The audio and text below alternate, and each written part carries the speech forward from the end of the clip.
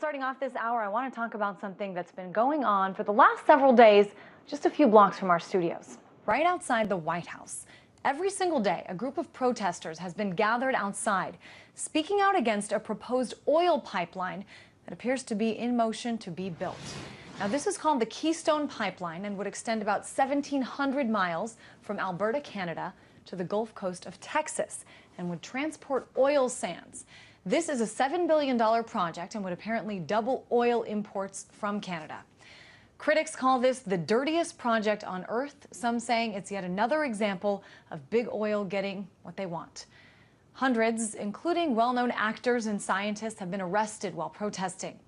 Now, those in favor, including the White House, the State Department, they say this would have minimal impact on the environment and that if we don't build it, someone else, namely China, will.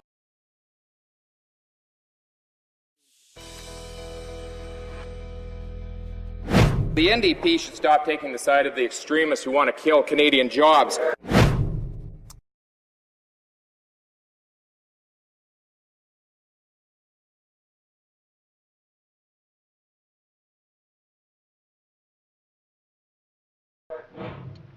That's the Parliamentary Secretary to the Minister of Natural Resources, David Anderson. He's referring to more than 300 protesters who were on Parliament Hill today. They were speaking out against the proposed Keystone XL pipeline extension that would ship crude oil from Hardisty, Alberta to Port Arthur, Texas. Canada has already given the go-ahead for the pipeline project, and it's now being debated in the U.S. Greenpeace organizers say about 200 people were arrested today, but the RCMP and the Ottawa Police will only confirm 117 people were arrested. So, what's your opinion on the pipeline? Is the pipeline as reckless as the protesters say it is, or is it smart politics? Minister of Natural Resources, Joe Oliver. Minister, good to have you. Very happy to be here, Evan. We've got some people who are on the Hill protesting today listening to this. One of your colleagues, Minister Jason Kenney, tweeted that these people protesting the Keystone Pipeline are extremists. Is that the government's view, that protesters against this are extremists? I think there may be some extremists. There are others who obviously have some concerns. But you know, from my perspective, they're exercising their democratic right. I think some of them are a bit misguided.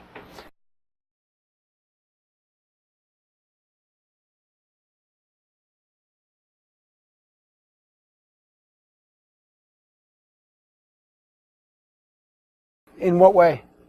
Well, I don't think they have all the facts. This is a very important project. It's going to generate some 142,000 jobs, $600 billion in economic activity.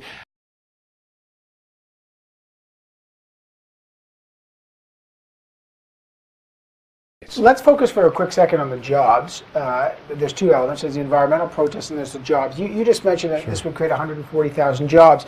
The NDP, the opposition, say that's actually not true. A lot of the jobs will be created in the South, in the United States, where the actual oil sands bitumen will be processed finally, and you've had unions here who have represented various unions, the oil sands workers, communications, energy, and paper workers union in town last week, saying the jobs that this pipeline will create won't even be in Canada. They'll be in the U.S.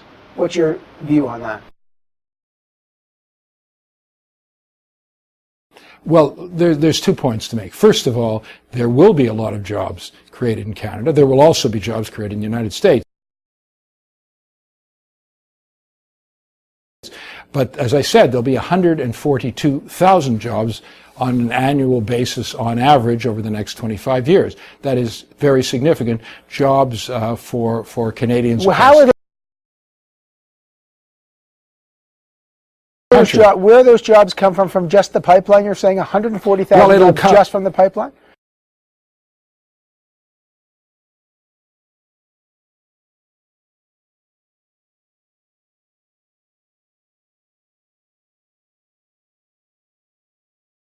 These are direct, indirect, and induced jobs as a result of the development of the oil sands to feed the pipeline.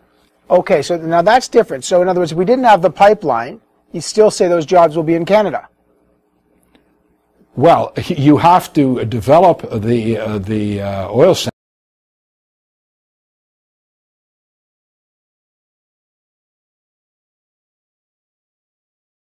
pipelines, and of course you're not going to develop it unless you've got a place to sell the oil. But that oil would, you and I both know that the oil would get wherever it needs to go. Let's say you're shipping it via the southern part of the United States in Texas on the Gulf side. Now there's other ways, if the pipeline doesn't go through, it could get there. There's rail, there's truck. I'm trying to get at the jobs number here. Sure. Are those jobs created with or without this pipeline?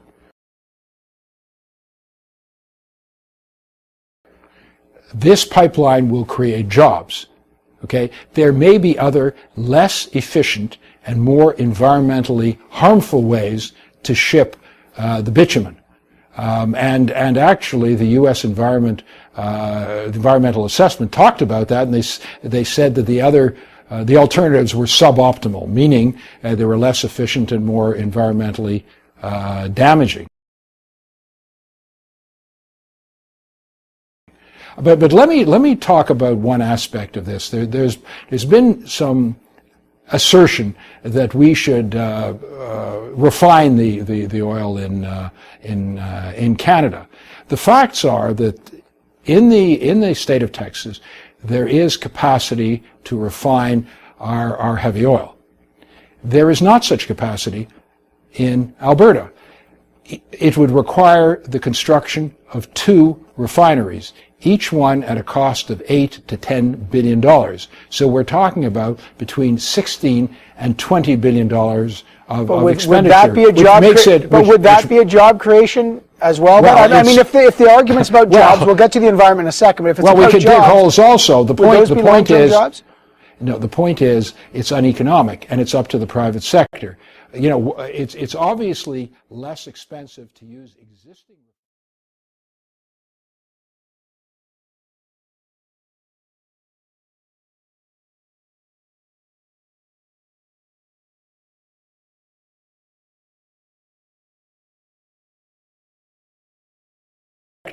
You know, it's obviously less expensive to use existing refineries than to spend $16 billion creating new ones.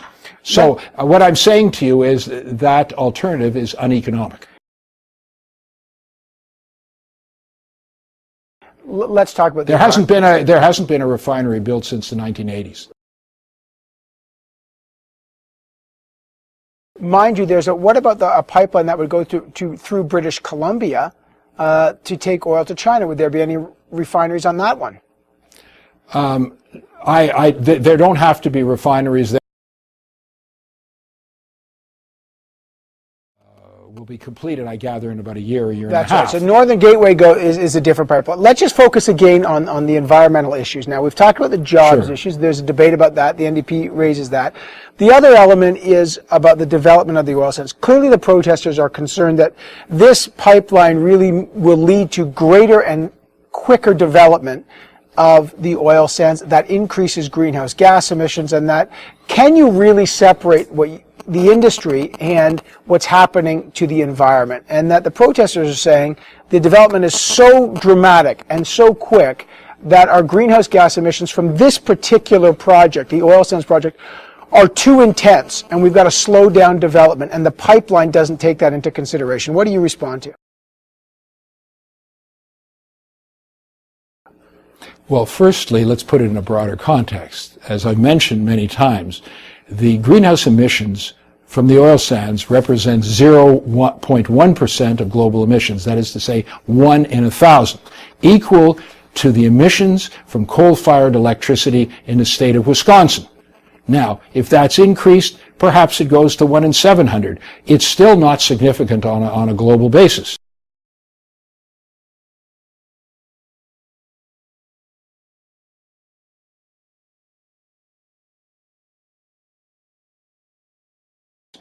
You know, we need jobs, and we need them now. We need economic growth, and we need it now. This is a fragile time, and, you know, for the NDP to propose job-killing ideas which blocking this particular project would do is frankly, entirely inconsistent. Again, just to be fair, because the NDP says the pipeline is job killing. They argue that the high-paying processing jobs won't be in Canada anyway, so these are low-paying jobs that won't be here, and it's bad for the environment. That's their position. It is their position, but they're wrong on the facts. It will create jobs.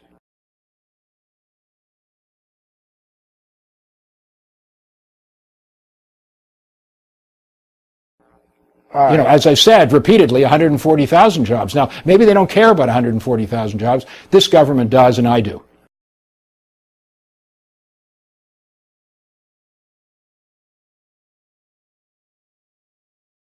All right.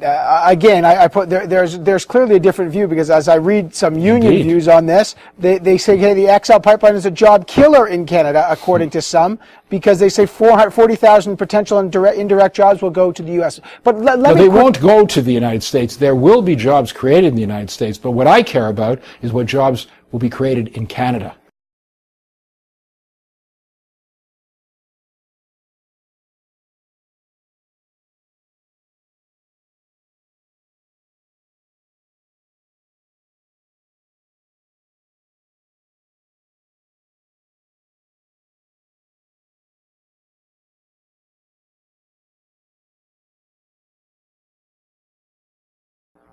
As I said repeatedly, 140,000 jobs. Now, maybe they don't care about 140,000 jobs. This government does, and I do.